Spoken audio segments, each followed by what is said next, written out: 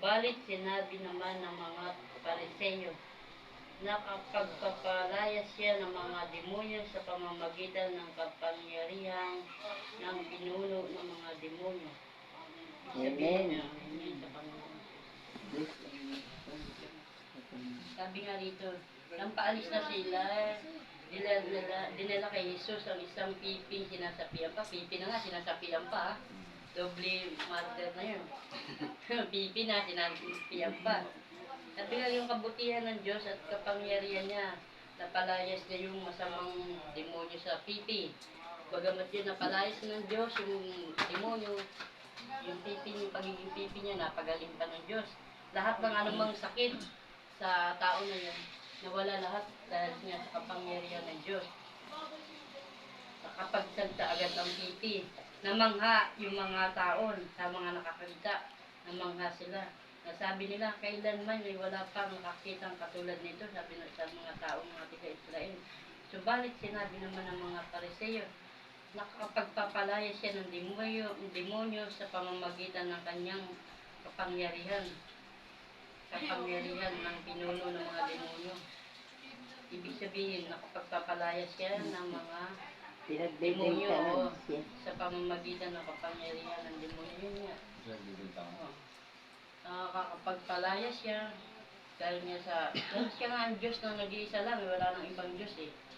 Dahil sa kapangyarihan ng lahat ng anumang bagay na anumang sakit man yan, anuman yung nararamdaman natin sa bawat isa sa atin, kayang paalisin ng Diyos yan. Anumang malubha man yan, yung ketongin niya, napaalis niya pagaling niya, di ba? Mas matinding sakit yun, yung ketong. Aalin pa natin niya, sabi niya, makamtan mo man eh, kayaman mo sa mundo. Kung kaisa-isa mong buhay, siya mawawala.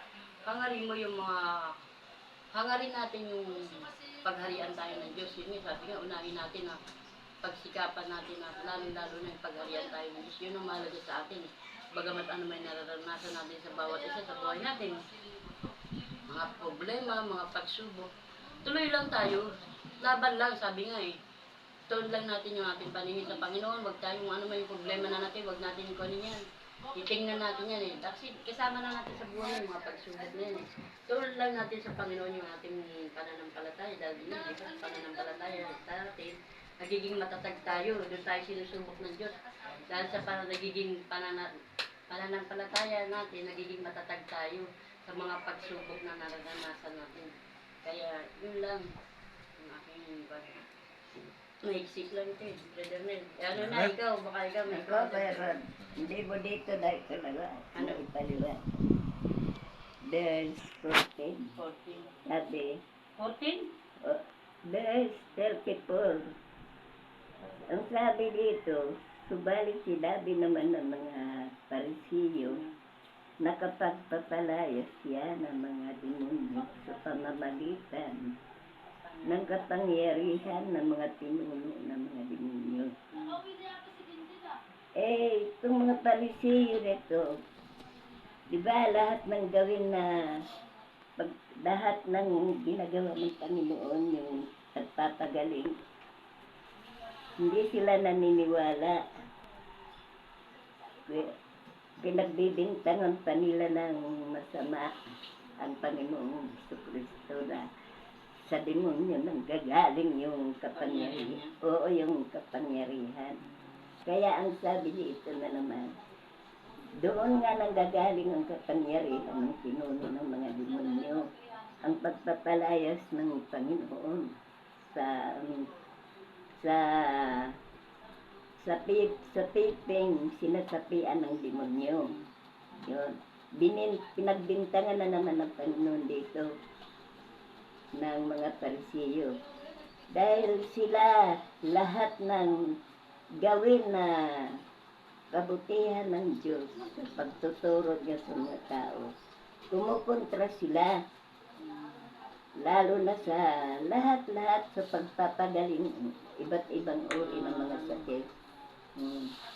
Dito pinagbintangan na naman. Kaya hindi sila naniniwala na talagang makapangyarihan ng Diyos na nagpapagaling sa kahit anumang uri ng sakit. Dito, di ba, Pipi nakapagsalita, pinagaling din Pero hindi pa rin sila naniwala. Yun lang. Wala na? Sa halip, pinagbintangan nga. Naka-video ka na yan. Wala na? Ah! ka. Oh, sino presi ikaw? Ano masasabi? Direview mo pa! Ah, Pwede naman si Pwede. sabi ka. Ano yung masasabi ko pa dyan? Hindi mo sinabi, Presi. Ngayon ko lang nakita. Yuko ako ng yuko. Live pala, live pa. Naka-live ka. Yari ka kay Sorry ka kay Pastora. Pastor. Kapiraso. Yun. Piraso. Nasa batalyon. Kontrabida talaga yung Presi. Yung mga parisiyo na nagawa na. Iyon, yung ano, Ayan, nakabidyo ka. yung brother Army, binibigyan Ito. nakalive pa ako eh. Sige na. Ayun, Kanina hindi mo sinabi.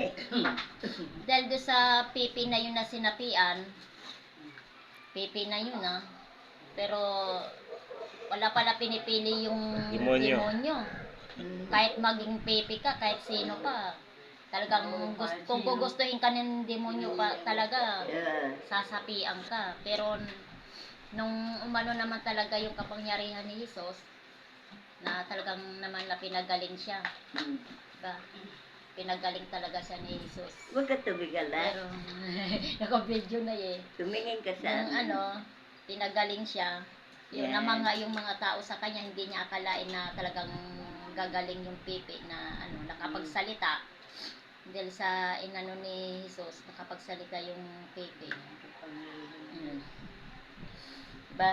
Nandun nga yung naman nga yung mga tao, gulat na gulat yung mga tao sa kay Jesus. Kasi hindi nila akalain na ganun mangyayari sa Amen. pipi na yun na pinagaling niya. Nakapagsalita sa isang lang. Ano bula dyan, kay binibidyo Si mo. Susan, hindi kasi pinaliwanag dito yung mga Kaya nga, bakit ako kayo rin sa segunda kung hindi nyo Kaya nga tayo nagkakakwanan. Siya lang, ikaw Bin, anong bagan mo isa sila sa Pipi na pinay? yun Walang pinipili yung demonyo. Be, putang niya. Medyo mahaba-haba na lang. Okay. So, sabi nga, di ba? Yung